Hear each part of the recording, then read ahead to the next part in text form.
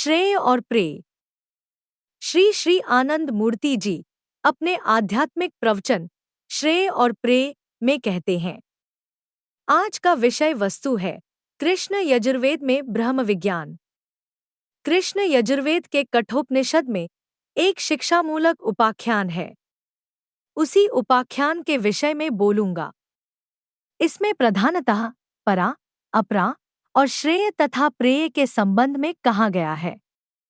राजा वाजश्रवा का पुत्र नचिकेता मृत्यु देवता यम के निकट ब्रह्म विज्ञान सीखने के लिए गया था।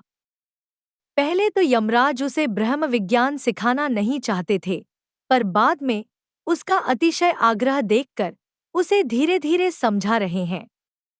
परा विद्या और अपरा विद्या तथा श्रेय और प्रेय का भेद अच्छी प्रकार समझाते हुए यमराज कहते हैं, अन्य श्रेयोन्य दुतैव प्रेयस्ते उभे नानार्थे पुरुषण सिनीता तयो श्रेय आद्दानस्य साधु भवति हियतेर्थादि य उप्रेयो वृणीते। श्रेय और प्रेय पूर्णतया विपरीत धर्मी है, किंतु परस्पर विरोधी होने पर भी इन दोनों का एक ही समय मानव मन पर प्रभाव देखा जाता है। इन दोनों का मिश्रित भाव एक ही समय मानव मन को आंदोलित कर देता है, और इस आंदोलन का विचार न कर जो मनुष्य प्रेय साधना की ओर झुकता है वह परमार्थ से वंचित हो जाता है। जिससे दुख की निवृत्ति हो उसे अर्थ कहते हैं। यह निवृत्ति दो प्रकार की होती है। एक होती है दुख की क्षणिक निवृत्ति और दूसरी होती है आत्यंतिक निवृत्ति। क्षणिक निवृत्ति में फिर दुख के आ जाने की संभावना लुप्त नहीं हो जाती, अर्थात दुख की निवृत्ति के अस्थायी कारण हट जाने के साथ पहले के दुख की अवस्था लौट आती है। जिस वस्तु से दुख की इस प्रकार की क्षणिक निवृत्ति होती है उसे अर्थ कहते हैं, और जिससे आत्यंतिक निवृत्ति होती है अर्थात दुख समूल विनष्ट हो जाता है, अपने बीज के साथ दग्ध हो जाता है, उसे परमार्थ कहते हैं। प्रेय या अविद्यामुखी भाव अर्थ देता है किंतु परमार्थ से वंचित कर देता है, किंतु कल्याणधर्मी श्रेय के द्वारा दुख की आत्यंतिक निवृत्ति होती है, इसलिए इसे परमार्थ कहते हैं। प्रेय वस्तु मन में भोग का उपादान मात्र होती है, आत्मप्रसारक नहीं। मान लो किसी को भूख लगी है, अन्न रूपी प्रेय की सहायता से उसके भूख रूपी दुख की क्षणिक निवृत्ति होगी, पर क्या भूख की पूर्ण निवृत्ति होगी? आज मिठाई मिल गई, स्वाद ग्रहण करने वाली शक्ति तथा पाचक शक्ति के सामयिक रूप से स्तंभित हो जाने से सामयिक रूप से भूख की निवृत्ति तो हुई, किंतु दूसरे दिन वह भूख वैसी की वैसी मालूम होगी। जिसके मन में धन की भूख है उसे उसकी जितनी चाहो उतना धन देकर देखो, उसकी इच्छा की निवृत्ति होती है। उसकी केवल सामयिक तृप्ति होगी, उसके मन का अभाव मन में रह जाएगा। स्थूल औषधि भी वैसी ही होती है। औषधि से रोगी की सामयिक निवृत्ति होती है, किंतु आत्यंतिक निवृत्ति अर्थात रोग एक बार जाकर फिर कभी न आवे, ऐसा कभी नहीं होता। अतः यह बहुत स्पष्ट है कि जिससे आपात सुख के उपकरण मिले उसे ही प्रेय कहते हैं। प्रेय का सुख आपात सुख होता है। यह जानते हुए भी बुद्धिमान लोग भी उधर झुकते हैं। इसका कारण है, साधारणतः मनुष्य अदूरदर्शी हैं। वे केवल निकट भविष्य की ओर देखकर ही काम करना चाहते हैं, दूर भविष्य की ओर वे देखना नहीं चाहते। इतना ही नहीं, किसी सुदूर भवितव्य का आभास पाकर भी वे अपने को उस ओर से बहुत कुछ भुलाए रखना चाहते हैं। वर्तमान के नशे में और निकट भविष्य के स्वप्न में विभोर रहना ही लोगों को भाता है। साधारण मनुष्य का यही स्वभाव है। किसी दीर्घस्थायी सफलता के लिए निष्ठा के साथ दृढ़तापूर्वक कदम कदम आगे बढ़ने की अपेक्षा भलाबुरा जो मिले ले लेना उसे भाता है। आगे की बात आगे देखी जाएगी। एक सरकारी कर्मचारी की बात लो। यदि वह अपने अधिकार के विषय में सतर्क होकर सद्भाव से अपना कर्तव्य करता रहे तो उसकी उन्नति अवश्य होगी। अपने काम से केवल उसका ही कल्याण नहीं होगा, बल्कि वह सरकार तथा जनसाधारण का भी उपकार करेगा। किंतु उपयुक्त नैतिक शिक्षा के अभाव के कारण चित्त की दृढ़ता के अभाव में अनेक कर्मचारी आपात सुख के लोभ में दुर्नीतिपरायण तथा घूसखोर हो जाते हैं। अपनी ख्याति, अपने भविष्य की उन्नति आदि को दूर की चीज समझकर वे इस ओर सोचना भी नहीं चाहते हैं। अतएव कर्तव्यनिष्ठ कर्मचारियों को वे निर्बुद्धि अथवा शत्रु समझते हैं और उन्हें हानि पहुंचाने की कोशिश करते हैं। अतः यह बात भी स्पष्ट है कि आपात सुख के पीछे वे ही दौड़ते हैं जो आपात दुख से डरते हैं। दुर्बल चित्त लोग अपनी संग्राम विमुखता के कारण प्रेसाधक हो जाते हैं। मनुष्य का यह भय आपात दुख का भय ही सब अनर्थों की जड़ है। यह भय ही उनकी प्रतिष्ठा की एकमात्र बाधा है। एक कृमिरोग से पीड़ित लड़का नीम खाना नहीं चाहता, यह जानते हुए भी कि नीम खाने से उसके कृमिरोग क्लेश की आत्यंतिक निवृत्ति होगी, क्योंकि नीम खाने का आपात कष्ट भोगना वह नहीं चाहता, वह उस कष्ट से डरता है। इतना होने पर भी वह चीनी खाना चाहेगा, क्योंकि चीनी खाने से थोड़ी देर के लिए सुख मिलता है। चीनी उसका प्रिय है। वह नहीं जानता या जानने पर भी समझ नहीं पाता कि यही चीनी बाद में उसकी तकलीफ और बढ़ा देगी, उसका रोग बढ़ेगा। प्रेय का पथ बड़ा सरल पथ है, इसीलिए आदमी उधर दौड़ता है, आराम से उधर हाथ बढ़ा देता है, किंतु वह प्रेय जैसे बिना कष्ट के या थोड़े कष्ट से प्राप्त होता है, वैसे ही एक दिन सैकड़ों बिच्छुओं के डंक मारने की ज्वाला के समान वापस आता है। लोक निंदा भी एक उत्कट व्याधि है, किंतु जो इस व्याधि से ग्रस्त हैं, वे इसे क्यों प्रश्रय देते हैं, जानते हो? वे निंदा करके थोड़ा सुख पाते हैं। निंदा करने वाले थोड़ा आलसी स्वभाव के होते हैं। वे स्वयं काम न करने के कारण काम करने का आनंद पाने का सुअवसर नहीं पाते। इसलिए दूसरों की निंदा करके वे अपने मन का अभाव कुछ हद तक पूरा कर लेना चाहते हैं। वे प्रेसाधक हैं, क्योंकि श्रेय की साधना में जो प्रारंभ में थोड़ा कष्ट करना पड़ता है, उस कष्ट से डरते हैं। ऐसे डरपोक लोग अपनी अवदमित वृत्तियों को ही निंदा की भाषा का रूप देकर अपनी मानस वृत्ति को लोगों के सामने प्रकट कर देते हैं, और उनकी भीरुता की चरम परिणति तब देखने में आती है जब उनसे कोई पूछ बैठता है, क्या तुमने ऐसा कहा था? वे अम्लान मुख से कहते हैं, लोग कहते हैं, या किसने कहा मुझे याद नहीं।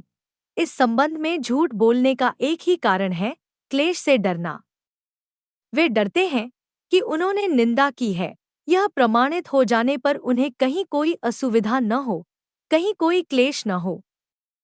इस क्लेश के भय से ही वे झूठ की आड़ में अपना कृतकर्म छिपाना चाहते हैं। सचमुच बुद्धिमान व्यष्टि कभी भी प्रेय की इस नीचता को प्रश्रय नहीं देगा, क्योंकि प्रेय थोड़ी देर के लिए सुख देगा, पर बाद में लाख गुना जलाएगा। प्रेय से दुख की सामयिक निवृत्ति होगी, आत्यंतिक नहीं। यह ठीक वैसे ही है जैसे रोग से छुटकारा पाने के लिए 12 मास दोनों शाम डॉक्टर के पास दौड़ना, शराब के नशे में संसार की ज्वाला को थोड़ी देर के लिए भुला देना, अफीम की पीक में थोड़ी देर के लिए संसार की कठोरता को भूल जाना। बुद्धिमान क्लेश की आत्यंतिक निवृत्ति चाहेगा, और यह आत्यंतिक निवृत्ति श्रेय साधना की परमा परिणति है, प्रेय की नहीं। श्रेयश्च प्रेयश्च मनुष्य मेतस्तो संपरीत्य विविनक्ति धीरः। श्रेयो हि धीरो भी प्रेयसो वृणीते प्रेयो मंदो योगक्षेमाद् वृणीते। बुद्धिमान व्यष्टि क्या करेगा? वह पहले स्थिर भाव से विचार करके देख लेगा क्या श्रेय है और क्या प्रेय है। लक्षणों से विचार कर प्रेय से श्रेय को अलग कर श्रेय को ग्रहण करना ही विचारशील व्यष्टि का काम है। मनुष्य जड़ नहीं, चेतन है। वह मन प्रधान अर्थात मननशील है, और विचार के बीच से ही उसकी मनीषा का सम्यक स्फुरण होता है। बिना विचार किए श्रेय प्रेय निर्विशेष में जिस किसी वस्तु के प्रति झुक पड़ना मनुष्य का काम नहीं है। उसके प्रत्येक काम में मानसिकता का सुंदर परिचय होना चाहिए, उसकी मननशीलता की छाप होनी चाहिए।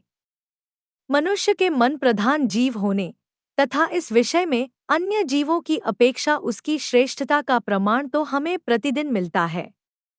कुत्ते, बिल्ली आदि लाठी या झाड़ू की मार खाकर भी सूखी रोटी देखते ही पूंछ हिलाते दौड़े आते हैं, किंतु किसी आदमी का अपमान करके, चाहे कितना ही सुखाद्य या सुपेय क्यों न दिया जाए पर उसे वापस लाना मुश्किल है। इसका एकमात्र कारण है, मनुष्य जीव होने पर भी जानवर नहीं है। अबोध मनुष्य अपनी इस मननशीलता का जहाँ सम्यक व्यवहार नहीं करता, वहाँ वह बहुत कुछ पशु के समान ही आचरण कर बैठता है, अर्थात वह सच्चे कल्याण का पथ या श्रेय को छोड़कर आपात मधुर प्रेय की ओर दौड़ता है।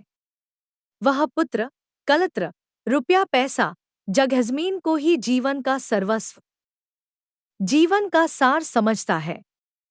अंत में इन प्रेय वस्तु समूह से खुद भी अशेष कष्ट पाता है और दूसरों के भी अशेष कष्ट का कारण बनता है। पुत्र क्लत्र आदि विषय वस्तुतांत्रिक जगत में परित्याज्य नहीं है, किंतु वे ही जीवन के सर्वस्व नहीं है। पर प्रेय साधक यह बात सहज ही समझना नहीं चाहता। श्रेय साधक यह समझता है। यम नचिकेता को कह रहे हैं, नचिकेता, तुम सचमुच ही बुद्धिमान हो, क्योंकि श्रेय और प्रेय में से तुमने श्रेय को ही चुना है, प्रेय को नहीं। प्रेय के पीछे दौड़कर तुम अपने जीवन को मूल्यहीन बनाना नहीं चाहते। यम कहते हैं, सत्वं प्रियान प्रियरूपाश कामान अभिध्यायन नचिकेतो त्यस्त्राक्षी नैता श्रृंका वित्तमीम वाप्तो यस्याम मज्जन्ति बहवो मनुष्य। प्रेय दो प्रकार के हैं, प्रियभाव और प्रियरूप। प्रियभाव क्या है? रुपया चांदी का हो तो भी प्रिय और कागज का या शीशे जस्ते का हो तो भी प्रिय, उतना ही प्रिय। पुत्र का उदाहरण लो। सुंदर, सुरूप बेटा जितना प्रिय होगा, उल्लू या बंदर जैसा बदसूरत हो तो भी उतना ही प्रिय होगा। रुपए या पुत्र के प्रति यह आकर्षण क्या रूपगत है? नहीं, यह आकर्षण भावगत है। वस्तु के बाहरी रूप के साथ इसका कोई संपर्क नहीं। और ऐसे ही बहुत बार वस्तु के भाव की बात न सोचकर उसका बाहरी रूप देखकर ही लोग उधर झुक पड़ते हैं। साधारण तौर पर लोगों को देखने में सुंदर, चमकीली चीजों की तरफ दौड़ते देखा जाता है। यह आकर्षण भावगत नहीं, रूपगत है। वस्तु के रूप की ओर झुकाव है। प्रियभाव और प्रियरूप दोनों ही प्रेय हैं, श्रेय नहीं। यहाँ गुणों का विचार नहीं, शाश्वती शांति पाने की ऐषणा नहीं। जो कुछ भी प्रेय है वह खंड मन का भोग्य है और इसीलिए वह भी खंड है। और उस प्रेय के खंड मन के आकर्षण को ही काम कहा जाता है। अखंड के प्रति, श्रेय के प्रति आकर्षण को, जिसका भोक्ता विराट मैं है, प्रेम कहा जाता है। काम की गति खंड के प्रति है, इसलिए वह बहिर्मुखी है। प्रेम की गति आत्मा की ओर, परमा प्रशांति की ओर है, इसलिए वह अंतर्मुखी है। आत्मेंद्रिय प्रीति इच्छा तारे बलि काम, कृष्णेंद्रिय प्रीतिच्छा धरे प्रेम नाम। कामेर तात्पर्य निज संभोग केवल, कृष्ण सुखवांछा है प्रेमेते प्रबल। कामात्मक वस्तुसमूह स्वभावतः कुत्सित, जघन्य और हीन है। और जिन लोगों के विषय कामात्मक वस्तुएं हैं, स्वाभाविक है कि ये विषय उन लोगों को कुत्सित, जघन्य और हीन कर देते हैं, अर्थात कामात्मक वस्तुएं उन्हें पशु बना देती हैं। बाहर से देखने में जो एक सुरुचि संपन्न, सत, सुदर्शन और लब्धप्रतिष्ठ व्यष्टि मालूम होता है, वृत्तिगत दृष्टि से विचार करने पर संभव है उसके मन में एक चोर, मिथ्यावादी, सुअर या नरक का कीड़ा अपना अड्डा जमाए दीख पड़े, अर्थात बाहर से देखने पर मनुष्य सा दिखने पर भी असल में वह एक हिनाचारी पशु मात्र है। आज के समाज में ऐसे ही लोग बहुत मिलेंगे। सभा में बड़ी बड़ी हृदय विदारक बातें, प्राण उलाने वाली बातें बनाकर लेक्चर झाड़ कर चले गए और मन में चक्कर काट रहा है कि मंत्री हो सकते तो रुपए कमाने का कितना बड़ा क्षेत्र खुल जाता। ऐसे अनेक लोग मिलेंगे जो स्वयं कृषक या मजदूर नहीं है, किंतु अपना हीन मनोभाव यत्नपूर्वक छिपाकर कृषकमजदूरों के दुख से रो रो कर दिल दहला देंगे। पर अच्छी नौकरी या क्षमता हाथ में आते ही ऐसे कपटाचारी लोग, जिनके दुख से किसी दिन उनका हृदय फटता था, उसकी बात एक मुहूर्त में ही भूल जाते हैं और उसी समय उनके मन का छिपा हुआ रूप बाहर प्रकट हो उठता है। उस समय उनके हाथों ठगे गए लोग अच्छी तरह देख पाते हैं, समझ पाते हैं कि इनके मन का कामात्मक रूप कितना भीषण, कितना जघन्य है। यह कहते हैं, संसार के बहुसंख्यक लोग इस कुत्सित कामात्मक भाव को ही अपने हृदय के अंतर में पालते हैं। इन कुत्सित कामात्मक विषय की ओर ही अपनी वृत्तियों को परिचालित कर उनमें ही डूबे रहते हैं। खंड वस्तु के प्रति आकर्षण मात्र को काम कहते हैं। यहाँ काम का अर्थ किसी खास इंद्रिय की वृत्ति नहीं। कुछ मनोवैज्ञानिकों ने इंद्रिय संजात काम को सेक्सुअल अर्ज ही संसार के सब प्रकार के आकर्षण तथा साधना का मूलीभूत कारण कहा है। उनका यह निर्देश त्रुटिपूर्ण है, क्योंकि आकर्षण ही खंड सत्ता का धर्म है और आकर्षण होने से वह इंद्रिय वृत्ति संक्रांत होगी ही, ऐसी तो कोई बात नहीं है। जो मनोवैज्ञानिक सब तरह के कार्यकलापों में इस इंद्रिय वृत्ति आश्रयी काम को प्रधानता देते हैं, वे अपने कथन से अपनी हीन इंद्रिय वृत्ति प्रधान मानसिकता का ही परिचय देते हैं। काम या आकर्षण मात्र इंद्रिय वृत्ति संजात नहीं होता, यह पहले कह चुका हूँ। खंड मात्र आकर्षण धर्मी है। इसका कारण आकर्षण में निहित नहीं है, उसका कारण है जिंदा रहने की इच्छा। बचे रहने की इच्छा से ही वस्तु के स्थूल, सूक्ष्म और कारण भाव की ओर झुकाव होता है, और यह इच्छा भी आनंद पाने के लिए बचे रहने की आवश्यकता के कारण होती है। अतः वस्तु के प्रति वस्तु के आकर्षण के पीछे जिसे काम कहते हैं, उसके पीछे नितांत एक आनंद पाने की वृत्ति ही दीख पड़ेगी। आनंद ही उसकी वृत्ति है, काम नहीं। इंद्रिय वृत्ति तो नहीं ही रहती है। जिंदा रहने या आनंद पाने के लिए जो काम को प्रश्रय देता है, अर्थात वस्तु के स्थूल, सूक्ष्म या कारण भाव की ओर दौड़ता है, अर्थात प्रेयसाधक होता है, उसे ही निर्बुद्धि कहते हैं।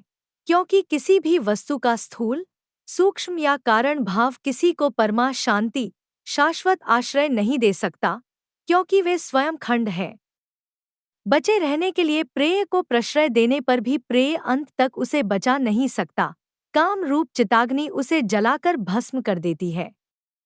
जो परमा शांति चाहता है, जो शाश्वत आश्रय चाहता है, वह वस्तु के आध्यात्मिक भाव की ओर झुकेगा, पूर्णत्व की ओर झुकेगा।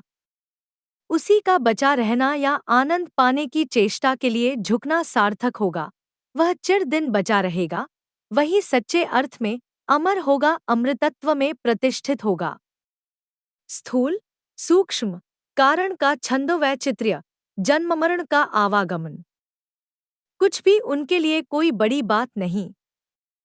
और परम पद में, परम श्रेय की घनीभूत सत्ता में उसकी प्रतिष्ठा होगी। वस्तु के प्रति वस्तु के प्रियभावात्मक आकर्षण के अनेक मनोवैज्ञानिक कारण हैं। यद्यपि इन कारणों के मूलभूत उपादान आनंद प्राप्ति की इच्छा या बचे रहने की प्रचेष्टा है। भाई बहन में इतना प्राणपन आकर्षण, स्नेह क्यों? कारण है एक साथ एक परिवेश में बहुत दिन रहना, बहुत कुछ, एक ही प्रकार की पारिवारिक शिक्षा, एक ही माता पिता का स्नेहबंधन, एक माँ का ही हृदय रक्त। इन कारणों में किसी एक के भी अभाव में माता पिता के प्रति पुत्र कन्या का अथवा भाई बहन का आपस में स्नेह का आकर्षण भी घट जाता है। जो लड़का माँ बाप से दूर हॉस्टल या विदेश में अधिक दिन रहता है, उसमें माँ बाप या भाई बहन के लिए ममता भी कुछ घट जाती है या कम रहती है, क्योंकि उस अवस्था में वह आनंद प्राप्ति अथवा बचे रहने के लिए जिस प्रियधर्मी विषय को चित्त के आलंबन के रूप में पाता है, वह उक्त पारिवारिक परिवेश से नहीं मिलता। इसीलिए बुद्धिमान माँ बाप साधारणतः अपने बच्चों को हॉस्टल में रखकर पढ़ाना पसंद नहीं करते। पहले कह चुका हूँ कि प्रेयोभिमुखी वृत्ति केवल प्रियभाव पर ही निर्भर करती है। प्रिय रूप का आकर्षण भी साधारण मनुष्य को कुछ कम विभ्रांत नहीं करता है, बल्कि अधिक ही विभ्रांत करता है। प्रियभाव का आकर्षण अनेक बार जितना सहज ही विचार बुद्धि के द्वारा निरस्त हो पाता है, प्रिय रूप का आकर्षण उतने सहज रूप से विवेक बुद्धि के द्वारा निराकृत नहीं हो पाता। इसी कारण साधु का वेश धारण करने वाले अनेक ढोंगी भी साधारण समाज में पूजे जाते हैं। उनके भस्म, जटा, बच्छाला और कमंडल के पीछे जो पशुभाव छिपा रहता है, साधारण मनुष्य उसे नहीं देखते, देखना चाहते भी नहीं, अथवा समझबूझकर भी भूल जाना चाहते हैं। वे सन्यासी का वेश देखकर ही मंत्रमुग्ध हो जाते हैं। मूर्ख लोगों में रूप का नशा या मादकता की बात तो छोड़ ही दिया, तथाकथित ज्ञानीगुणी लोग भी बहुत बार इसके प्रभाव से समाज विरोधी जघन्य काम कर बैठते हैं। प्रिय रूप और प्रिय भाव, इन दोनों सत्ताओं के पीछे जो शाश्वत सत्ता वर्तमान है, उसके परिचय से ही सच्चे स्थायी आकर्षण या सच्चे स्थायी प्रेम की सृष्टि होती है। प्रेम में प्रिय भाव को रूप में नहीं लिया जाता है उसके प्राणमात्र को। प्रिय रूप में रूप की रंगीन चमक को नहीं लिया जाता है मूल रंगसत्ता मात्र को, जो रंग कभी केवल बाहर रंग कर दिखावटी योगी का वेश सजाता है और कभी मन को रंग कर मनुष्य को योगारूढ़ कर देना चाहता है। इस प्रकार समझ गए होगे कि प्रेय या काम केवल खंड को लेकर ही व्यस्त रहता है, और जिसका विषय खंड है या खंड का भोक्ता मैं, निश्चय ही छोटा मैं है। क्योंकि जो खंड का भाव लेता है और भाव लेता हुआ उसमें ही मग्न हो जाता है, उसके मैंपन का प्रसार असंभव है।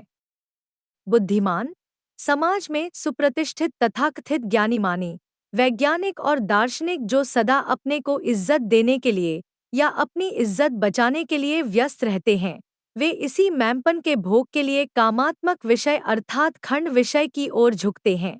वे जानकर भी नहीं जानना चाहते या समझकर भी नहीं समझना चाहते हैं कि मैं का क्षुद्र विषय मैं को भी क्षुद्र बना देगा और उसके फलस्वरूप मैं केंद्रिक सारी इज्जत, सारा सम्मान, प्रतिष्ठा धूल में मिल जाएगी। जो खंड है वह क्षुद्र है, वह सीमित है, उनका आदि है, अंत भी है।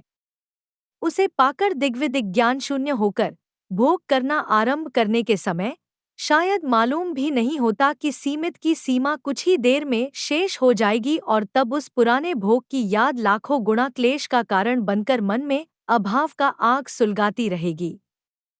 जो समय रहते श्रेय को समझकर उसे पाने की चेष्टा नहीं करता, उसे प्रेय कामना की लपलपाती अग्निशिखा इस तरह घेर लेती है कि अंत में उसके पंजे से छुटकारा पाना एक तरह से असंभव सा ही हो जाता है। श्रेय का विषय है अनंत, उनका न आदि है न अंत। अनादि से अनंत की ओर एक ही अखंड शुद्ध सत्व आनंद स्रोत प्रवहमान है, वही श्रेय है, वही हमारा ब्रह्मा है, सर्वद्योतनात्मक अखंड चिदैकज है। अनेक उसे देखकर भी नहीं देखते, पहचानकर भी पहचानना नहीं चाहते, उसे देखने पहचानने की चेष्टा न कर आंखें बंद किए उसे भूलकर जड़त्व के अंधकार में रहना चाहते हैं। दूर्मेते विपरीते विशूचि अविद्या या च विद्येति ज्ञाता विद्याभीप्सिनन् नचिकेत समन्य न त्वा कामा बहवोलोलुपन्त। श्रेय और प्रेय दोनों परस्पर विरोधी हैं। एक विद्या है तो दूसरी अविद्या, एक विवेक तो दूसरा अविवेक, एक ज्योति तो दूसरा अंधकार। श्रेयाभिमुखी विद्या या पराविद्या पूर्णत्व की ओर, अभाव मोचन के चरम स्तर की ओर ले जाती है, और प्रेयोभिमुखी अविद्या या अपराविद्या घोर अंधकार की ओर, जड़त्व के बंधन की चरम अवस्था की ओर ले जाती है। लोग क्यों श्रेय की अपेक्षा प्रेय को पसंद करते हैं? क्यों जानबूझकर पशुत्व की उपासना करते हैं? इसका कारण सहज है। पशु जीवन से ही धीरे धीरे कदम कदम चलते चलते आगे की ओर बढ़ते बढ़ते आज वे मनुष्य कहे जाते हैं। मनुष्य के स्तर तक पहुंचने पर भी पुराने पशु जीवन के संस्कार तो उनमें पूंजीभूत हैं ही। ये संस्कार ही उनके चित्त में बार बार पशुसुलभ भाव जगा देते हैं। इन्हीं संस्कारों के अभिस्फुरण के फलस्वरूप वे पशु जीवन की भोग वृत्ति की ओर, प्रेय की ओर लपकते हैं। संस्कार के बीज का अंकुर ही उन्हें विराट वृक्ष के रूप में दीख पड़ता है। भोग का दुर्निवार आकर्षण उन्हें पथ भ्रष्ट कर देता है। मनुष्य देह लेकर भी बार बार अपने विचारों तथा कर्मों में उन्होंने पशुत्व का परिचय दिया है। पशु विचारशील जीव नहीं है, क्योंकि वहाँ चैतन्य का सम्यक विकास नहीं हुआ है और विचारशील न होने के कारण उनमें विद्या का भेदज्ञान भी नहीं है। तो भी भोगकेंद्रिक पशुजीवन में रहने के कारण उनमें जो अभिज्ञता रहती है या प्राप्त हुई है वह प्रेय की है, श्रेय की नहीं, अविद्या की है, विद्या की नहीं। मनुष्य अपने पुराने पशुजीवन की अभिज्ञता के कारण मोटे तौर पर प्रेय को जानता है, समझता है, किंतु श्रेय उसके लिए बिल्कुल अपरिचित है। स्वाभाविक तौर पर दुर्बल मन अपने परिचित पथ को ही पकड़ कर चलना चाहता है, अपरिचित पथ पर पांव रखने का साहस करना वह नहीं चाहता। इसीलिए जो आदमी श्रेय और प्रेय दोनों को पहचानता है वह भी अनेक बार चित्त की विकलता के कारण अधिकतर प्रेय की ओर ही झुकता है। प्रेय का रास्ता उसके लिए बड़ा सरल सहज होता है, एकदम कंक्रीट का बना राजपथ समझो। श्रेय के पथ पर चलने के लिए मनुष्य को स्वाभाविक ही अपने संस्कार संजात प्रेय वृत्ति या पशुवृत्ति समूह के विरुद्ध संग्राम करना होगा। कामात्मक वस्तु समूह अर्थलोभ, नाम्यश का लोभ, धार्मिक दिखावे का लोभ, झूठ कहकर वाहवाही लूटने का लोभ, इन सब का संवरण करना होगा। इसीलिए यम कहते हैं, हे नचिकेता, तुम सच्चे विद्याभिलाषी हो, इसलिए तुम कामात्मक जगत के प्रति आकृष्ट नहीं हुए। मधुविद्या तथा ब्रह्म विद्या के तुम ही यथार्थ अधिकारी हो। अविद्या मंतरे वर्तमायाः स्वयंधीराः पंडितमन्यमानाः न दंद्रम्यमाणाः पर्यन्ति मूढ़ा अंधेनैव नियमाना यथांधाः। विद्या हो या अविद्या दोनों में से किसी को क्यों न चुनो, दूसरे की तरफ से बाधा आएगी ही। इस विषय को जरा और अच्छी तरह समझाता हूँ। मनुष्य जब भी कोई काम करता है, प्रतिकूल या विपरीत शक्ति के साथ उसका संघात होता है, और इस संघात में जब उसकी कर्मशक्ति जयी होती है तभी क्रिया निष्पन्न होती है। आदमी बहुत देर रास्ता चलने पर थककर क्यों बैठ जाता है? चलने की विपरीत शक्ति के साथ बहुत देर संग्राम करने के फलस्वरूप उसकी कर्मशक्ति स्तंभित हो जाती है। ठीक इसी प्रकार जिसकी वृत्ति विद्यामुखी होती है, अविद्या की तरफ से उसके विरुद्ध संग्राम की घोषणा हो जाती है, चित्त में विरोधी भाव उत्पन्न हो जाते हैं। उन भावों के विरुद्ध मानसिक स्तर से लड़ना होता है। घर में पति, पत्नी या दूसरे लोग असंतुष्ट होते हैं, वे लोग भी बहुत प्रकार की बाधा देते हैं। कर्मक्षेत्र में हीनता, नीचता या घूस लेने के अवसर आ जाते हैं, उधर भी संयत रहना पड़ता है। प्रकृति के टिड्डीदल साधना के अंकुर को ही ध्वंस कर देने के लिए जुट जाते हैं। इसीलिए उसे यत्नपूर्वक अपने को छिपाकर बचाकर रखना पड़ता है। किंतु जिसकी सचमुच ही विद्यामुखी गति है, जो सब चीजों के बदले विद्या के मार्ग पर अपने को ले चलने के लिए कृत संकल्प है, उसे अंत तक कोई बाधा रोक नहीं सकती। किसी के फिक्रा कसने या विरुद्ध आलोचना से उसकी विद्युत गति रुद्ध नहीं होगी, उसकी जय होकर रहेगी। सारे झंझा तूफान का तिरस्कार कर वह हिमालय की तरह सिर ऊंचा किए आखिर तक डटा रहेगा। आंधी और तूफान उससे टकराट कराकर जाएंगे, उसके अंकुर तो बहुत दिन अंकुर ही नहीं रहेंगे। साधक जब दृढ़ आत्मविश्वास के साथ खड़ा होगा, उसके मार्ग की बाधाएं, विपत्तियां धीरे धीरे उसके रास्ते से हट जाएंगी, स्वयं भयभीत होकर उसका रास्ता छोड़ देंगी। साधक बाधाओं से डरता नहीं, वज्र निर्घोष से बाधाओं विपत्तियों से वह कहेगा, तुम अपने काम करती चलो, मैं अपना काम करता चलूंगा, मेरे लिए कदम पीछे हटाने का रास्ता नहीं। जिसने अपनी अभीष्ट पूर्ति के लिए सब कुछ उत्सर्ग कर दिया है, उसे कुछ खोने का भय कैसा? किसके डर से वह राह चलते बैठ रहेगा? रूखा सूखा गम का दाना, लोना और अलोना क्या, सर दिया तो रोना क्या? साधना में बाधा आना अत्यंत स्वाभाविक है और बाधा आना ही शुभ लक्षण है। बाधाओं को देखकर साधक समझेगा कि उसकी साधना ठीक रास्ते चल रही है। अविद्या की बाधाओं के विरुद्ध संग्रामरत साधक जब अपनी मनीषा और बुद्धि के द्वारा अविद्या की प्रवृत्तिमुखी युक्तियों को हराकर विद्यामुखी या ब्रह्माभिमुखी भाव में प्रतिष्ठित होता है, उसी अवस्था में अध्यात्म दर्शन का उद्भव होता है। पहले कहा जा चुका है कि बाधा के अभाव में क्रिया की सृष्टि नहीं होती और बाधा के ऊपर कर्मशक्ति की प्रतिष्ठा से ही क्रिया सृष्टि संभव होती है। अतः केवल विद्या साधक को ही बाधाएं नहीं मिलती, हीनता की साधना करने वाले अविद्या साधकों को भी, प्रयोभिमुखी वृत्तियों की ओर दौड़ने वालों को भी बाधाएं मिलती हैं। वे विद्या की तरफ से आती हैं। उनसे हीन कर्मों से दूर रहने की प्रेरणा होती है, संकेत मिलता है। जो पहले पहल चोरी करने जाता है उसके पांव कांपते हैं, चोरी के बाद भी तरह तरह के डर लगे रहते हैं। ऐसा क्यों होता है? विद्याभाव उसके मन में बताता रहता है कि जो काम वह कर रहा है वह अत्यंत हीन कर्म है और उसका परिणाम भी भयंकर होगा। किंतु बाद में अविद्या की उपासना करते करते जब उसके चित्त में अविद्या शक्ति अत्यंत प्रबल हो उठती है, तब विद्या की तरफ से आने वाली बाधा उठते ही वह उसका दमन कर देता है। इसीलिए पक्के चोर के हाथ नहीं कांपते।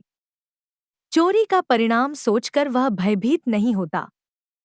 कच्चे चोर और पक्के चोर के बीच की अवस्था, साधक और सिद्ध के बीच की अवस्था की विपरीत भावात्मक अवस्था होती है।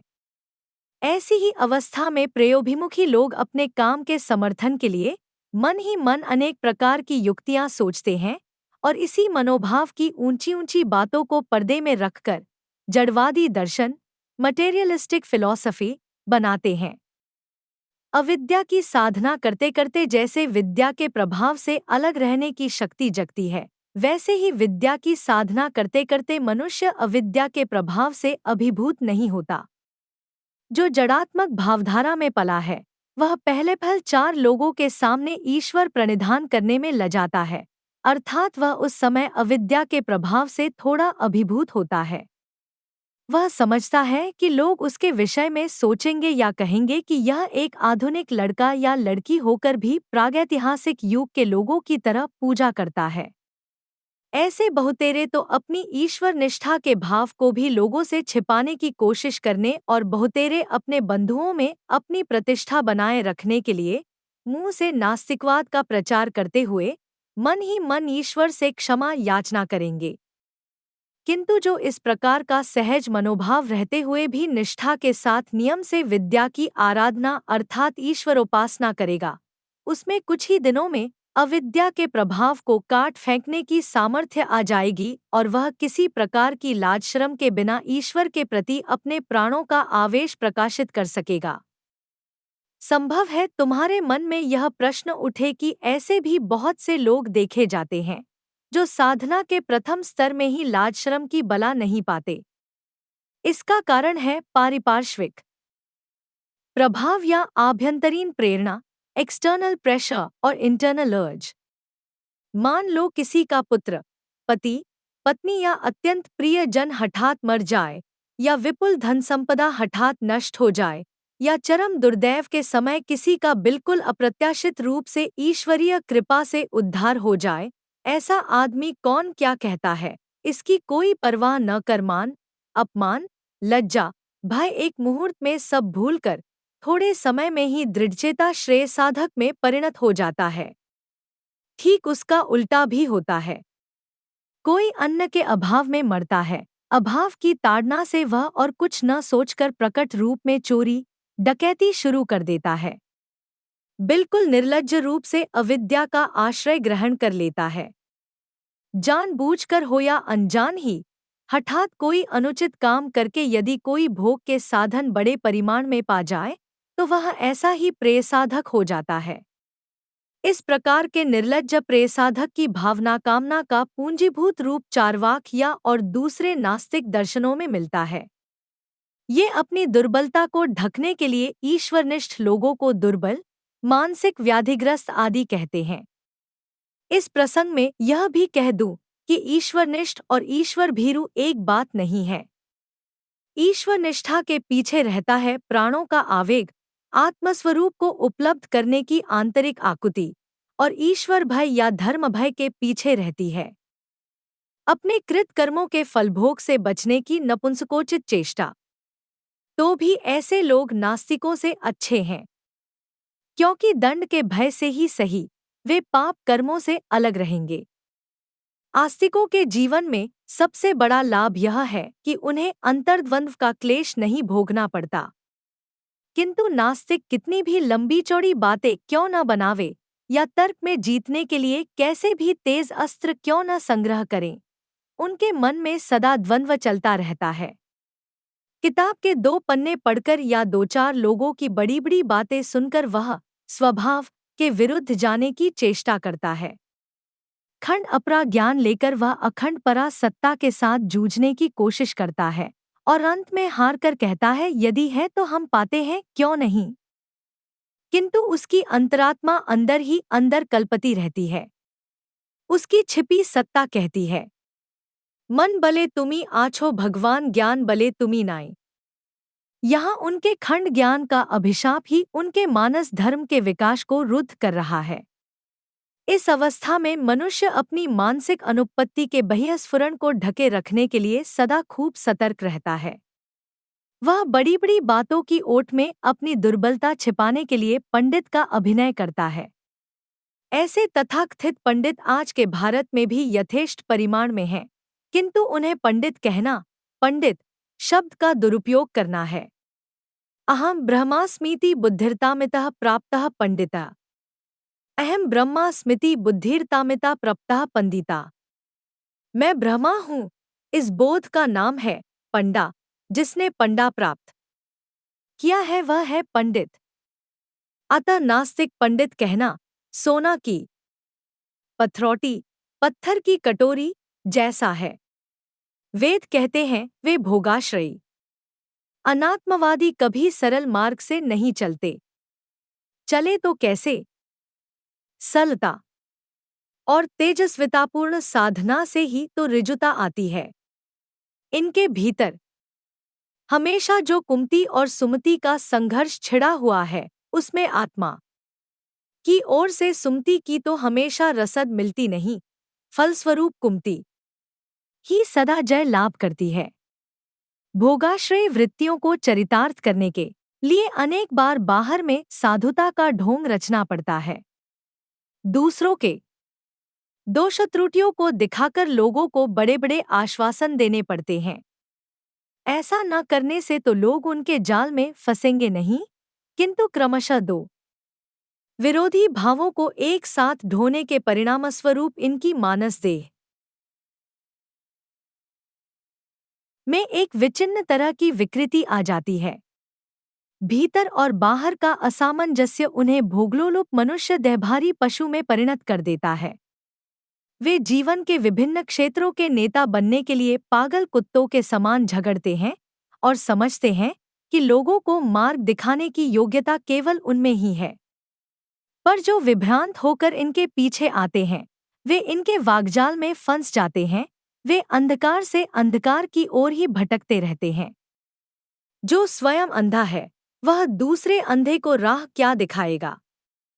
जो स्वयं जड़ बुद्धि है, वह दूसरे की चेतनता के विकास में कैसे सहायक हो सकता है?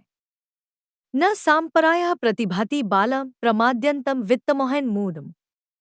अयन लोको नास्ति पर इति मानी पुनः पुनर्वशमापद्यते में। श्रेय और प्रेय, विद्या और अविद्या क्या है, इस संबंध में प्रत्येक मनुष्य को उपयुक्त ज्ञान होना चाहिए। इस ज्ञान के अभाव में मनुष्य की अधोगति होती है। मनुष्य अपनी मानसिक वृत्तियों के पीछे आत्मा की ओर से जो कल्याण मधुर प्रेरणा पाता है, यह उसे चेतनता की ओर ही ले चलना चाहती है, जड़त्व की ओर नहीं। इसीलिए बुद्धिमान अपनी बुद्धिमत्ता और बढ़ाना चाहता है। कोई मूर्ख बनकर बैठे रहना नहीं चाहता, मूर्ख भी नहीं चाहता कोई उसे मूर्ख कहे। ऐसी सच्ची बुद्धिमत्ता अर्जित करने के लिए विवेक की आवश्यकता है। विवेक का अर्थ है विचारशीलता। विचार के फलाफल को कार्य रूप में लगाना ही बुद्धिमत्ता है। इसीलिए विवेकशील मनुष्य अपनी चेतनता के चरम स्तर पर उस ब्रह्मा को ही अपने विषय के रूप में अपनाता है। किंतु जो विवेक का आश्रय नहीं लेता, वह मूढ़ हो आपात भोग के मोह में पड़कर जड़त्व की साधना करता है और अंत में जड़ता में परिणत होता है। यम कहते हैं, भोग के उपादानों के मोह से मुग्ध मूढ़ व्यक्ति परम सत्ता को न समझते हैं और न समझना चाहते हैं। इस भोगात्मक पांच भौतिक जगत से सूक्ष्म और कोई जगत है, ऐसा वे सोच भी नहीं सकते और इसी कारण उसे नहीं मानते। जिनका विषय जड़ है, उन्हें जड़ का भोग करने के लिए बार बार जड़ देह धारण कर जड़ जगत में आना पड़ता है। धीरे धीरे अंधकार की राह पर आगे बढ़ते बढ़ते वे क्रमशः मिट्टी पत्थर में रूपांतरित हो जाते हैं। यम फिर कहते हैं, वे बार बार मेरे वश में आते हैं, अर्थात उनके लिए जन्म मरण से छुटकारा पाना असंभव हो जाता है। जड़वादियों की चिंताधारा में सबसे बड़ी त्रुटि यह है कि वे वस्तु के वर्तमान रूप अर्थात परिदृश्यमान जगत को चरम सत्य समझते हैं। वे जानते हुए भी नहीं जानते कि इनका अस्तित्व पूर्णतया जागतिक अर्थात देशकाल पात्रगत है। जिनकी देह में परिवर्तन की ये तरंगे उद्भूत और अंतर्भूत होती हैं, जगत की उस मूल कारणी सत्ता की ओर वे देखकर भी नहीं देखना चाहते हैं। जड़ का उद्भव होता है शक्ति से और शक्ति का उद्भव है भाव से। यह सहज बोध्य बात मानकर साहस के साथ सभी समस्याओं का सामना करने में उनका पक्षाघातग्रस्त मन हिचकता है। इसीलिए अनित्य में नित्य ज्ञान, अशुचि में शुचि ज्ञान, दुख में सुख ज्ञान और अनात्म भाव में आत्मभाव लेकर इनकी उपासना करते हुए वे अविद्या के दास हो जाते हैं। वस्तुतः जगत का मूल उपादान अणु, मोलिक्यूल, परमाणु, एटम, इलेक्ट्रॉन व एथेरॉन जिसे भी क्यों न मानो, वे शक्ति के विकास मात्र हैं, शक्ति के ही विभिन्न रूप हैं।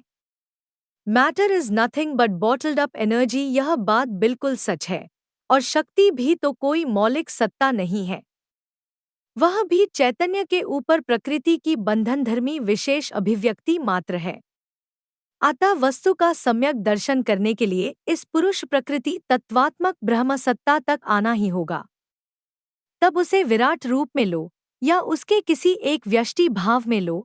व्यष्टि रूप में जो गुण प्रकट है, विराट रूप में उसी की प्रकटता भूमा स्थिति में है। यम कहते हैं, जड़ के साधक अपने जड़ प्राप्ति के संस्कार को वास्तव रूप देने के उद्देश्य से बार बार जन्म मरण का वरण करने के लिए बाध्य है। मोक्ष प्राप्त साधक की महामृत्यु या अंतिम मृत्यु वे नहीं पाते। पराविद्या या श्रेयत्व की साधना ही परमागति है और पारिपार्श्वकता के साथ यथायथ रूप से सुसामंजस्यपूर्ण आचरण या व्यवहार के द्वारा इस पथ पर आगे बढ़ना होगा। जगत की अवज्ञा करके साधना नहीं चल सकती। तुम्हारी चारों ओर जो परिदृश्यमान जगत है, उसके विरुद्ध काम करते हुए लोगों की आंखों में अलौकिक हो सकते हो। तुम्हें लोग साधु भी कह सकते हैं, किंतु उससे तुम्हारे मन की भूख नहीं मिट सकती, प्राणों की तृप्ति नहीं हो सकती। मनुष्य साधना से डरता क्यों है?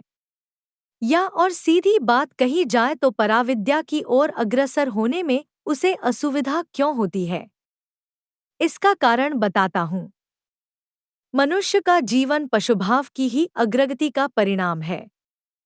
संघर्ष के भीतर से ही शक्ति का स्फुरण होता है और इस संघर्ष के भीतर से ही ये तथाकथित जड़ स्थूल पांच भौतिक जगत की विभिन्न सत्ताएं बालू, लोहा, पत्थर आदि इस प्रकार का एक परिणाम लाभ करते हैं जिसमें स्वयंक्रिया का भाव कुछ स्पष्ट हो जाता है।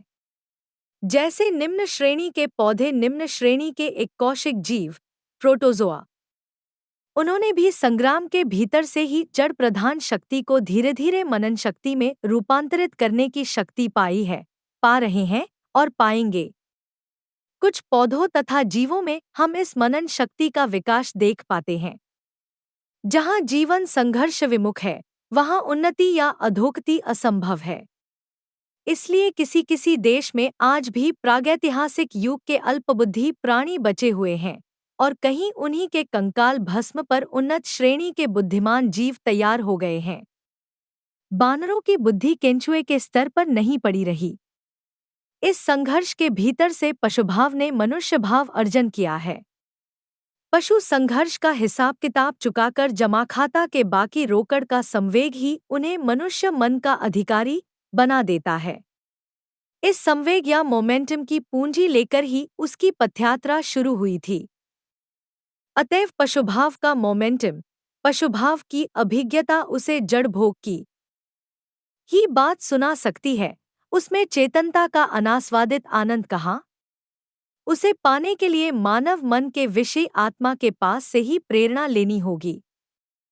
पशु मन जिस प्रेरणा को पाकर भी कार्य व्यवहार में नहीं लगा पाता, शक्तिशाली मानव मन लेकर उसे सहज ही लगाया जा सकता है।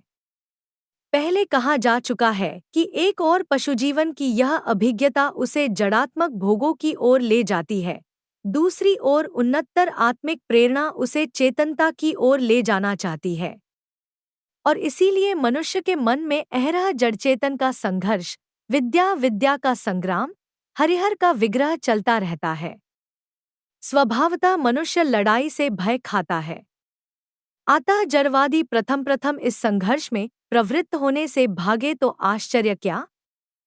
साधना का संकेत, साधना समर का गूढ़ कौशल सीखने का सुअवसर पाना बड़े भाग्य की बात है, और यह सुअवसर पाए बिना इस संग्राम में विजय पाने की आशा दुराशा मात्र है। यम कहते हैं, श्रवणायापि बहुभिर्यो न लभ्यो शृण्वन्तोपि वहवो यन्न विद्युः। आश्चर्यो वक्ता कुशलोस्य लब्धाश्चर्यो ज्ञाता कुशलानुशिष्ट। मान लो कहीं किसी सद्विषय की चर्चा हो रही है, तुम इसमें भाग लेने के लिए 200 लोगों को निमंत्रित करते हो। देखोगे बहुत बहुत तो 50-60 आदमी आएंगे। जो सभा में आए उनमें से भी अधिक से अधिक 10 से 20 आदमी धैर्य और श्रद्धा के साथ अंत तक सुनेंगे। जो सुनते हैं उनमें से भी बहुत कम लोग चर्चा का विषय समझ पाएंगे। समझने वालों में से कुछ ही उसे मन में रखेंगे, और उनमें से भी सैकड़े एक या दो उन बातों को अपने व्यावहारिक जीवन में चरितार्थ करेंगे। उनकी मानसदेह में विद्या और अविद्या के संघर्ष के कारण ही ऐसी बात होती है। और इस संग्राम में अविद्या की जीत का अर्थ होता है विद्याश्रयी भाव से दूर भागने की चेष्टा। पशु संस्कारों के कारण ही मनुष्य के मन में विद्याभाव प्रतिष्ठित होकर भी हो नहीं पाता। प्रत्येक चिंताधारा की ओट से अविद्या की भोगात्मक वृत्तियां झांकती रहती हैं। ऐसी अवस्था साधना काल में बहुत दिनों तक चलती रहती है। अपने मन की ओर विचार कर देखो, परिदृश्यमान जगत की ओर देखो। जब भी तुम कुछ करते हो तभी विरोधी शक्तियों को धक्का देते हो, या दूसरे शब्दों में विरोधी शक्तियां तुम्हें धक्का देती हैं। ऐसे धक्के देते देते ही तुम और अधिक धक्का देने की या और बड़ा धक्का सहने की शक्ति अर्जित करते हो।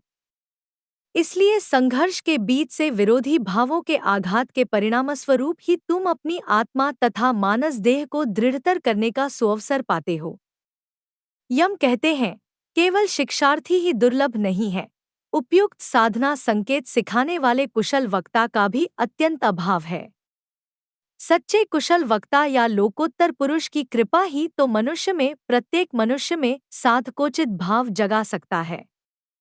पर कुशल वक्ता के अभाव के कारण ही संसार की आध्यात्मिक उन्नति रुकी नहीं है। सच्ची भूख लेकर जानने की इच्छा ही कितने लोगों को है। न नरेणावरेण प्रोक्त एष सुविज्ञेयो बहुधा चिन्त्यमाना अनन्य प्रोक्ते गतिरत्र नास्त्यनियान हेतर्व्यमणो प्रमाणात्। मनुष्य का मार्ग निर्देशन करने वाले, साधना का संकेत बताने वाले अभिज्ञ वक्ता, तत्वदर्शी आचार्य कैसे होने चाहिए? उत्तर बहुत सरल है।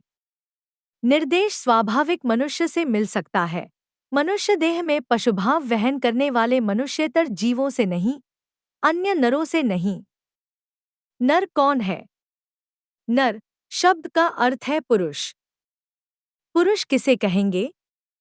जिसमें चैतन्य प्रधान है, अर्थात जिसमें आत्मिक विकास अधिक हुआ है, वही पुरुष है। जिसने पुरुष भाव की साधना नहीं की, वह अन्य जीवों को शिक्षा देने योग्य नहीं है, और उसके सिखाने से भी लोग उसकी बात ठीक ठीक नहीं मान सकते। उसकी बात लोगों के मन को छू नहीं सकती। वह क्या सिखाएगा? उसके मन में ही तो अंतर्द्वंद्व की आंधी बह रही है, महासमुद्र की प्रशांति उसमें कहाँ? उसमें से कोई तो परमात्मा साकार है या निराकार, यही लेकर झगड़ रहा है। कोई तो वे श्वेत हैं या कृष्ण, इसी तर्क में समय नष्ट कर रहा है। कोई करोड़ों देवताओं का संधान दे रहा है, अजस्त्र पौराणिक कथाएं सुनाकर समझा रहा है कि किस देवता का कितना प्रताप है, उसकी पूजा का क्या फल है, नहीं करने से कितनी और कैसी कैसी विपत्तियां आएंगी आदि आदि। कोई सामान्य वाद्य लेकर या जुलूस निकालकर भोजन या आहार व्यवहार में छुआछूत का प्रश्न उठाकर मनुष्य में खून खराबी कराना चाह रहा है और समझाना चाहता है कि यही सब स्वाभाविक धर्मोचित मार्ग है। ऐसे मनुष्य नामधारी मनुष्यतर जीव लोगों की भाव प्रवणता या और दूसरे प्रकार की दुर्बलता का आश्रय लेकर मनुष्य जाति की सब तरह की उन्नति में बाधा पहुंचाते हैं, किंतु इनकी बात किसी के हृदय को न छू पाती है न छू पाएगी। सभी के प्रति समदृष्टि न रहने के कारण ये चैतन्य भाव से बहुत दूर हैं। ये उसे को टुकड़े कर अनेक बनाने के लिए सदा तत्पर रहते हैं। इसलिए वे मनुष्य को राष्ट्रगत रूप में अंग्रेज, रूसी, भारतीय आदि अथवा मतवाद के आधार पर हिंदू, मुस्लिम, आर्य समाज आदि अलग करके देखना चाहते हैं। जो अपने को उग्र रूप से अंग्रेज समझता है, स्वभावतः उसका वक्तव्य अंग्रेजों को छोड़कर और किसी के हृदय को स्पर्श नहीं कर सकता। जो हमेशा हिंदुओं के स्वार्थ की बात सोचता है, उसकी बात किसी मुसलमान को हरगिज अच्छी नहीं लगेगी। तत्वदर्शी के द्वारा उपदिष्ट होकर अखंड भाव में उद्बोधित होकर मनुष्य संसार की किसी सत्ता को अपने से अलग नहीं देख सकता। संसार की प्रत्येक सत्ता तो तुम्हारे बृहद भाव का सीमित विकास है। किसके विरुद्ध लड़ोगे और किससे भागोगे? तुम तो स्वयं अजर हो, अमर हो, जन्मरहित हो। स्वस्वरूप में अवस्थिति के समय तुम्हारे विरुद्ध युद्धमान कोई सत्ता रह ही नहीं सकती और तुम्हारे मन में भी उनके अवभास का कोई स्थान नहीं रह जाता। भेद बुद्धि संपन्न मनुष्यतर व्यक्ति विराट अजातशत्रु ब्राह्मी भाव अच्छी तरह समझाने में असमर्थ है। इसीलिए कोई धर्मनीति को राजनीति के साथ, कोई देशप्रेम के साथ, कोई एकांत ज्ञान चर्चा के साथ एक कर मनुष्य में भेद निर्माण करने में ही सहायक होते हैं। शांति के हेतु धर्म प्रचार के लिए आगे बढ़कर अंत में धर्म रक्षा के निमित्त धर्म युद्ध के नाम पर लाखों लाख निरपराध लोगों की हत्या के पक्ष में आगे बढ़ने के लिए उत्साहित करते रहते हैं। धर्म के नाम पर भेद बुद्धि का प्रचार चले या धर्म के नाम पर कामचोर बुद्धिमान लोग विशेष विशेष श्रेणी के लोगों द्वारा बुद्धिहीन कोटि लोगों का शोषण करें, ये सब साम्यक भाव से मनुष्य को अंधा और विभ्रांत कर रख सकते हैं। पर संसार के अधिकांश लोगों को बहुत दिनों तक भुलाए रखना असंभव है। लोगों की आंखें खुल रही हैं और भी खुलेंगी। आनंद मार्ग उनकी आंखों में नींद तोड़ने वाली सुवर्ण शलाका लेकर आया है। भेद बुद्धि का प्रचार करने वाले धर्म निर्देश के अभिनय बंद करने के लिए बहुत शीघ्र बाध्य होंगे। हटने के समय उनकी अंतिम पूंजी होगी मिथ्या निंदावाद या अपप्रचार। तुम अच्छी तरह समझ लो, जहां युक्ति समाप्त हो जाती है वहां गाली ही पूंजी रह जाती है। इन कूपमंडूकों के मुंह से गाली सुनकर समझना कि इनके पास बौद्धिक संपत्ति बच नहीं गई है। वे अपनी असहाय या मरणोन्मुख अवस्था ही तुम्हें बता रहे हैं। ब्रह्मा तर्कातीत सत्ता है। वे तर्क से बाहर हैं, क्योंकि जिसका मन जिस विषय को अपने क्षुद्रभाव में धारण कर पाता है उनके लिए वही तर्क का विषय है। कोई काला है, कोई गोरा है, इस प्रकार का बोध तुम मन में धारण कर सकते हो, अतः इसको लेकर तर्क भी कर सकते हो।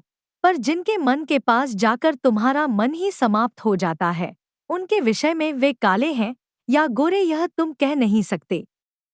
मानस भूमि की सीमा में न समा सकने के कारण ब्रह्मा अतर्क है।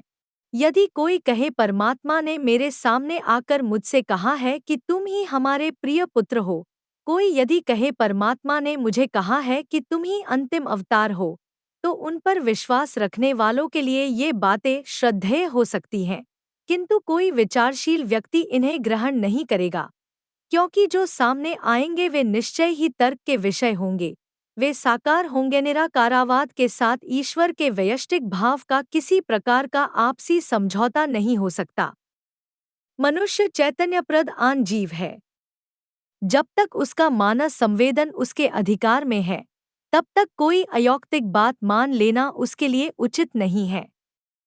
जहाँ मन ही नहीं है, वहाँ परमात्मा आकर कहेंगे ही क्या और सुनेगा ही कौन? शब्द तो स्थूल इंद्रियों के द्वारा ही ग्रहण किया जा सकता है अथवा बृहत मानस की आभ्यंतरीण तरंगों में सुना जा सकता है। निराकार वस्तु इंद्रियग्राह्य नहीं हो सकती, अतः उसकी बात सुनी नहीं जा सकती।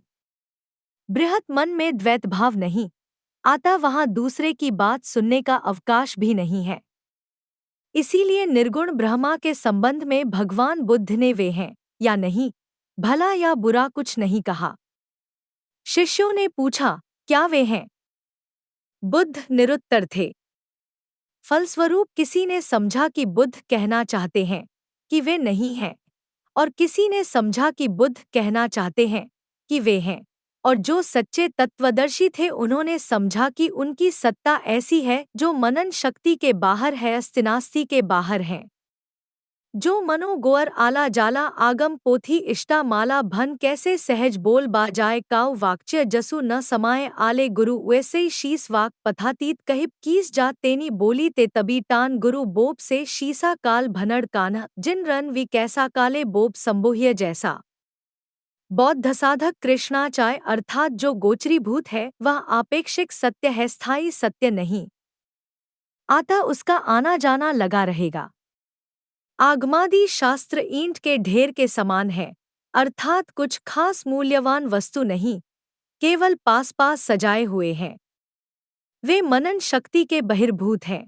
वे भला उस चरम सत्ता की बात क्या कहेंगे जो सहज विज्ञानकाय वाक चित्त की सीमा के परे हैं? उनके विषय में भला कैसे समझाया जा सकता है? इस विषय में जो अवस्था शिष्य की है, ठीक वैसे ही गुरु भी निरुपाय है, क्योंकि वाक्पथातीत विषय को कौन और किस प्रकार व्यक्त करेगा? मुंह से जो कुछ कहा जाए वही मन का विषयभूत होगा, अतः आपेक्षिक सत्य होगा, आज है कल नहीं। इसलिए ब्रह्म विज्ञान समझाने के लिए गुरु मूक हो जाते हैं और शिष्य को भी बधिर हो जाना पड़ता है। कृष्णाचार्य कहते हैं कि यह परम तथ्य समझाने के लिए गूंगे बहरों में जैसे इशारे से बातें करने की चेष्टा होती है, ठीक उसी तरह की चेष्टा छोड़कर दूसरा उपाय नहीं। यह तत्व ऐसा सूक्ष्म है कि इंद्रिय भाव या मानस भाव उसे अच्छी तरह परिस्फुट नहीं कर सकता। नैषा तर्केण मतिरापनया प्रोक्तान्यनैव सुज्ञानाय प्रेष्ट यंत्वमापः सत्यधृतिर्बतासित्वान्नो भूयान्नचिकेत पृष्टा। यम कहते हैं, किंतु जिसे किसी तत्वद्रष्टा से यह परम विज्ञान समझ लेने का सुयोग मिला है, आत्मसात कर लेने का सौभाग्य हुआ है, उसका चित्त दूसरे अवान्तर तकों से विचलित नहीं होता, क्योंकि पहले ही कहा जा चुका है कि ब्रह्मा अतर्क्स है। जिसे सत्यज्ञान थोड़ा भी मिला है, सत्य का कुछ आभास भी प्राप्त हुआ है, वह तार्किकों की बड़ी बड़ी बातों से भी विभ्रांत नहीं होता। तर्क से अपने लक्ष्य से हट नहीं सकते, वह पथभ्रष्ट नहीं होता। उदाहरण के लिए मान लो, जिसने समझ लिया है कि भूत अवचेतन मन, सटल माइंड या मनोमय कोश का खेल भर है, वह भूत के डर से डरता नहीं या वह कभी भी ठाकुर देवता या भूत से प्रभावित नहीं होता।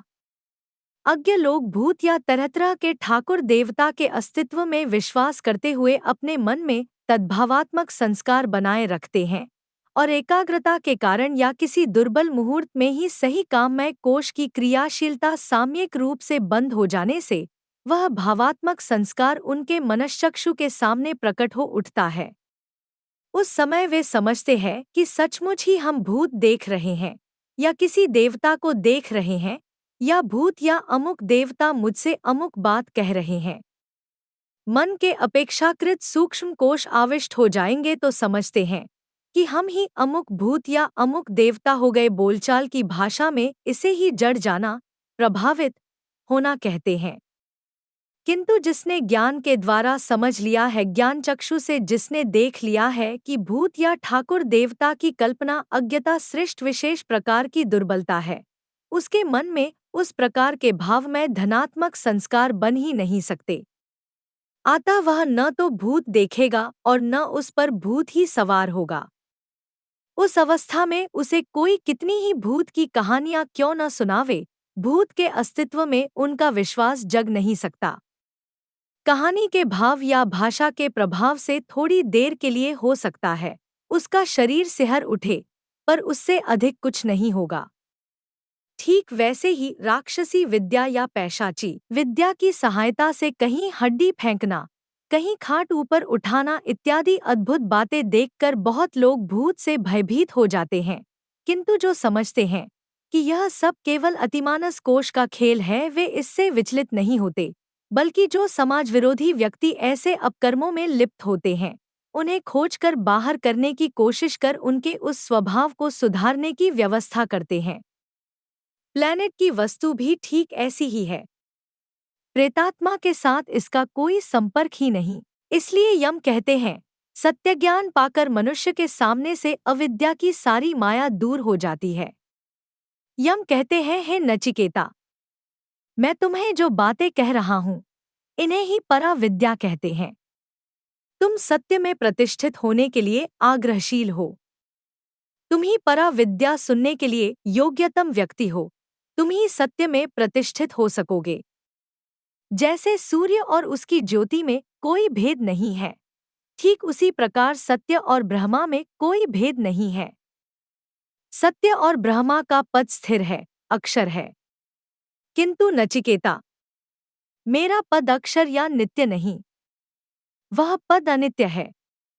यम की इस बात का तात्पर्य समझते हो? यह संयम का प्रतीक है। नचिकेता सत्यान्वेषी है, वह ब्रह्मान्वेषी है, अतः वह साधक का प्रतीक है। यम सृष्टि जगत के नियंत्रक हैं। जानाम्यः शेवधिरित्य नित्यं न हि ध्रुवैः प्राप्यते हि ध्रुवन्ता। ततो भया नचिकेताश्चितैर्निर्नित्यैर्द्रव्यैः प्राप्तवानस्मि नित्यम्। कर्मफल अनित्य है। तुम जो कुछ पाप या पुण्य क्यों न करो, वह नित्य या अनंत नहीं हो सकता, और इसलिए तुम उसका फल भी बहुत दिनों तक भोग नहीं सकते। खंड सत्ता खंड की सहायता से ही कार्यान्वित होती है, और वह कर्मधारा एक खंड सत्ता पर अधिक समय तक न रह सकने के कारण कोई भी कर्म अनंत सुख या अनंत दुख का कारण नहीं हो सकता। इसलिए अनित्य वस्तु की साधना तुम्हें नित्य सुख का आस्वाद नहीं दे सकती।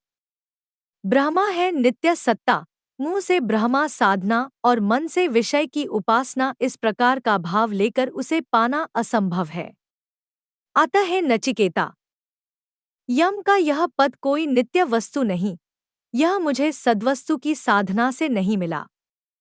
यद्यपि यम का पद अत्यंत बृहद भूमि में प्रतिष्ठित है, यद्यपि इसकी परिधि अत्यंत व्यापक है, तथापि वह अनित्य है। इसमें वस्तु सापेक्षता है, जो वस्तु निर्भरशील है, आपेक्षित सत्य है, वह नित्य सत्ता नहीं हो सकती। सूक्ष्म दार्शनिक दृष्टि से उसे सत्य माना ही नहीं जा सकता, वह असत्य है, उसे मिथ्या के पर्यायभुक्त ही समझो। इसलिए पटना का अस्तित्व एब्सोल्यूट ट्रूथ या पारमार्थिक सत्य नहीं है। यम या नियंत्रक कब तक रह सकता है? जब तक कंट्रोल या नियंत्रण की प्रथा मजबूत है। इतना ही नहीं, इसके लिए कंट्रोल या नियंत्रित अवस्था में रहने वाली कुछ चीजें भी रहनी चाहिए। अर्थात नियंत्रक या यम, कंट्रोलर के लिए नियंत्रण और नियंत्रित, ये दोनों सत्ताएं आवश्यक हैं। अतः यम का पद इन दोनों सत्ताओं पर निर्भर करता है। वह अन्य निरपेक्ष, पूर्ण स्वतंत्र परम पद नहीं है। इसीलिए यम कहते हैं, नचिकेता, मेरा यह पद एकदम अनित्य है। कामस्याप्ति जगतः प्रतिष्ठां क्रतोरन्त्यं भयस्य पारम। स्तोम महदुरुगायण प्रतिष्ठा दृष्ट्वा धृत्या धीरो नचिकेतो स्यस्त्राक्षिया। मनुष्य काम करता है कामना लेकर, और उसकी सब कामनाओं की परिसमाप्ति घटित होती है सगुण ब्रह्मा में। सगुण ब्रह्मा ही विश्व ब्रह्मांड में एकमात्र सुप्रतिष्ठित सत्ता है। अनंत कर्म और कर्मफल इनकी मानसदेह में अधिष्ठित तथा पूंजीभूत हो रहा है। ये ही परम आश्रय हैं। ये ही विश्व में प्रत्येक सृष्ट जीव के स्तवनीय हैं। ये ही वर्णीय है। समस्त जीवों के सारे कर्म इनमें ही परिसमाप्त होते हैं। ये जो विराट महान सगुण ब्रह्मा या हिरण्यगर्भ हैं, ये ही सर्वज्ञ हैं, अति विस्तीर्ण गति संपन्न है, क्योंकि इस विशाल विश्व में सर्वत्र ही वे अपनी मानस गति की सहायता से परिभ्रमण करते हैं। किंतु हे नचिकेता, तुमने बुद्धि के द्वारा हिरण्यगर्भ के पद को अच्छी तरह समझकर उसमें प्रतिष्ठित होने की इच्छा छोड़ दी है। तुम सत्य ज्ञान के अभिलाषी हो। तुम उस सत्य स्वरूप निर्गुण सत्ता में स्थित होने के लिए उत्सुक हो। नचिकेता, तुम धन्य हो, तुम धन्य हो। पटना, चैत्र पूर्णिमा, 1956।